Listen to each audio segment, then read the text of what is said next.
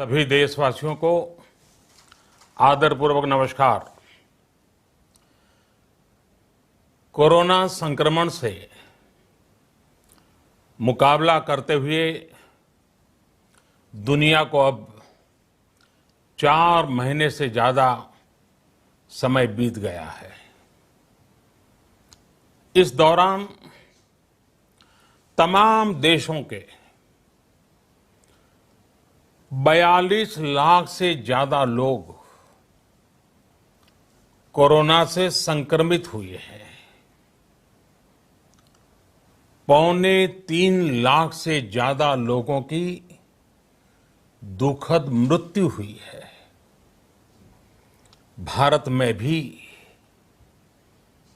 अनेक परिवारों ने अपने स्वजन खोए हैं। मैं सभी के प्रति अपनी संवेदना व्यक्त करता हूं।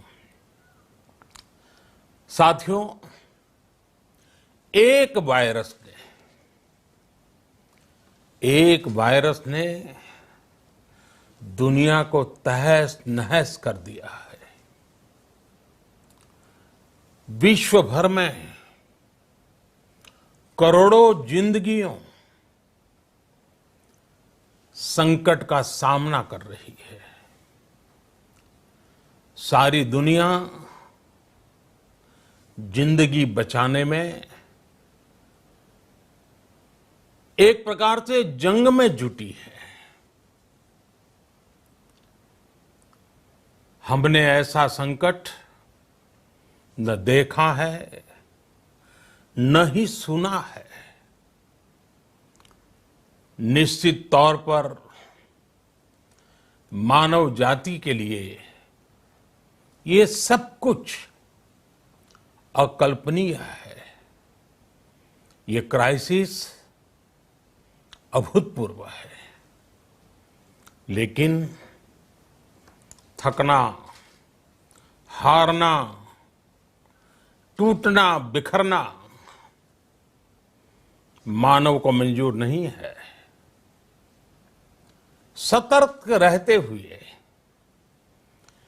ऐसी जंग के सभी नियमों का पालन करते हुए अब हमें बचना भी है और आगे बढ़ना भी है। आज जब दुनिया संकट में है, तब हमें अपना संकल्प और मजबूत करना होगा। हमारा संकल्प इस संकट से भी विराट होगा। साथियों, हम पिछली शताब्दी से ही लगातार सुनते आए हैं कि 21वीं सदी हिंदुस्तान की है। हमें कोरोना से पहले की दुनिया को, वैश्विक व्यवस्थाओं को विस्तार से देखने समझने का मौका मिला है। कोरोना संकट के बाद भी दुनिया में जो स्थितियां बन रही हैं, उसे भी हम निरंतर देख रहे हैं। जब हम दोनों कालखंडों को भारत के नजरिए से देखते हैं, तो लगता है कि 21वीं सदी भारत की हो, ये हमारा सपना ही नहीं, ये हम सभी की जिम्मेदारी भी है। जब कोरोना संकट शुरू हुआ, तब भारत में एक भी पीपीई किट नहीं बनती थी। N95 मास्क का भारत में नाम मात्र उत्पादन होता था। आज स्थिति ये है कि भारत में ही हर रोज 2 लाख पीपीई और 2 लाख N95 मास्क बनाए जा रहे हैं। ये हम इसलिए कर पाए क्योंकि भारत ने आपदा को अवसर में बदल दिया। आपदा को अवसर में बदलने की भारत की ये दृष्टि आत्मनिर्भर भारत के हमारे संकल्प के लिए उतनी ही प्रभावी सिद्ध होने वाली है। जो संस्कृति जय जगत में विश्वास रखती हो, जो जीव मात्र का कल्याण चाहती हो, जो पूरे विश्व को परिवार मानती हो, जो अपनी आस्था में माता भूमि ही पुत्रो अहम पृथ्वी इसकी सोच रखती हो, जो पृथ्वी को मां मानती हो, वो संस्कृति, वो भारत भूमि जब आत्मनिर्भर बनती है तब उससे एक सुखी समृद्ध विश्व की संभावना भी सुनिश्चित होती है। जब भारत खुले में शौच से मुक्त होता है तो दुनिया की तस्वीर भी बदलती है।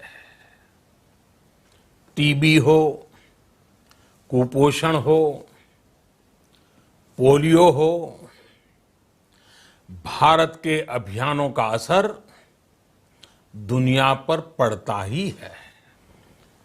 जिंदगी और मौत की लड़ाई लड़ रही दुनिया में आज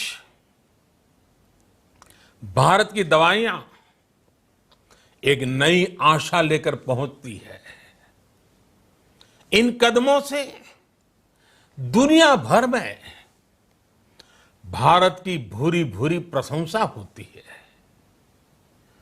तो स्वाभाविक है हर भारतीय गर्व करता है।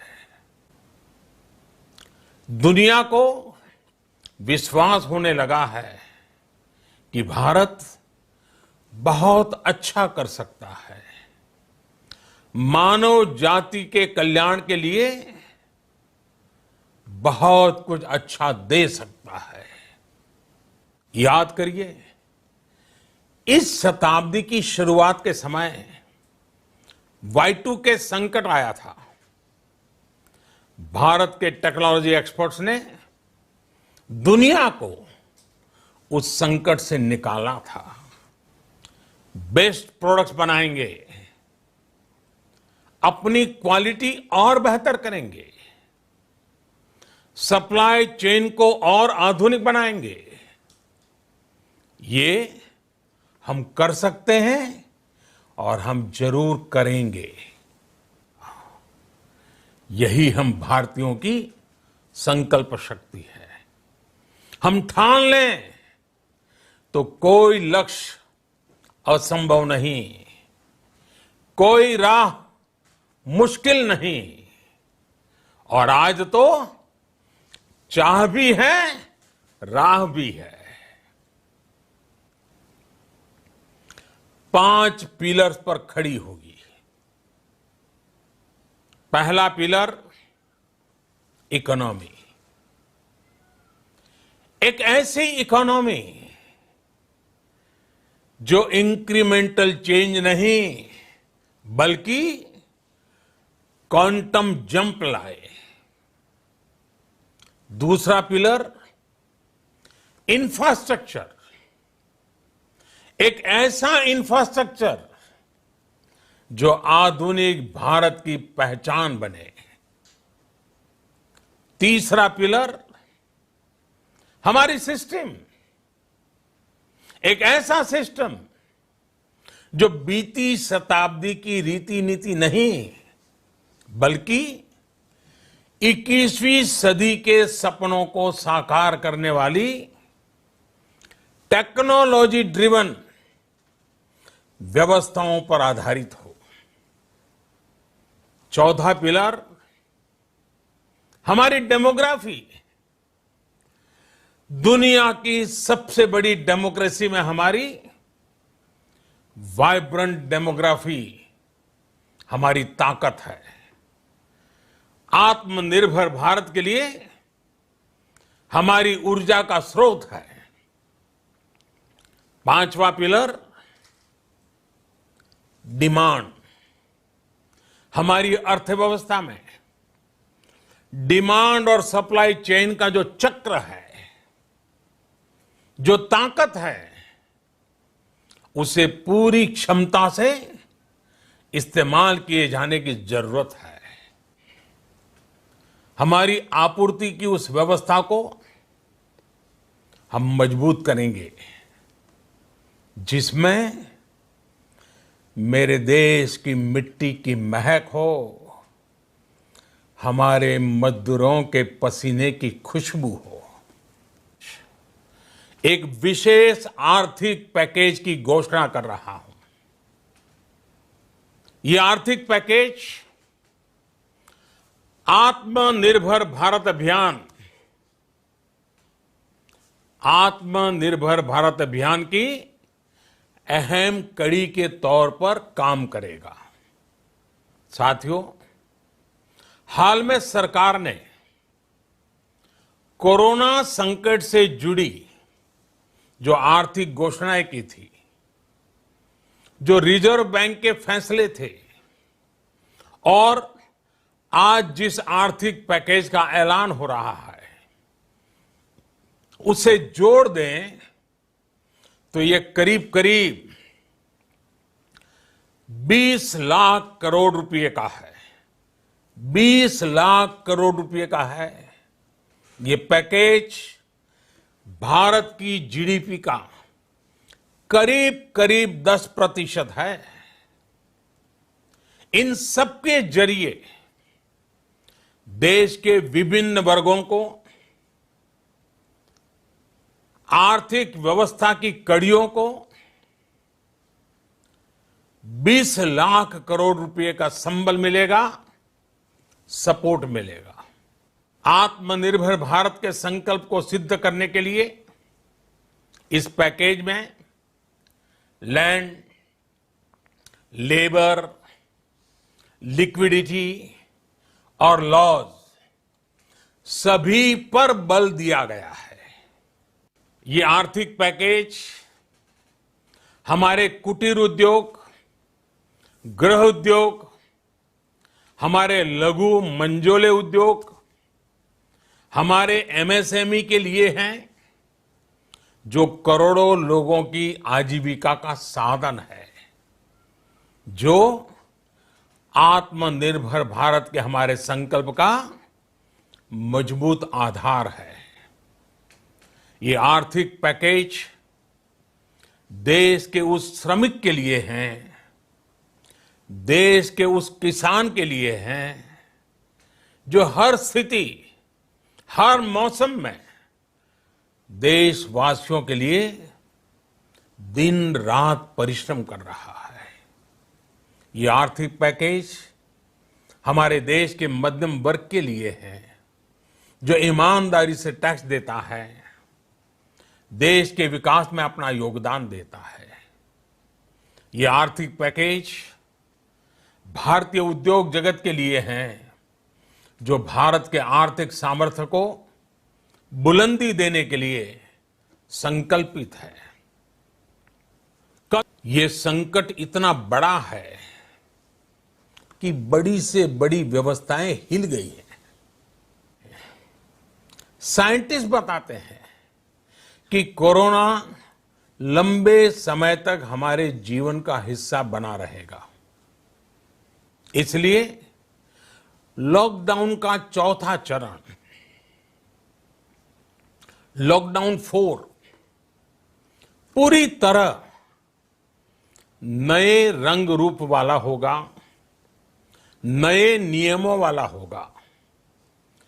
राज्यों से हमें जो सुझाव मिल रहे हैं, उनके आधार पर लॉकडाउन 4, इससे जुड़ी जानकारी भी आपको 18 मई से पहले दी जाएगी। मुझे पूरा भरोसा है कि नियमों का पालन करते हुए हम कोरोना से लड़ेंगे भी और आगे भी बढ़ेंगे।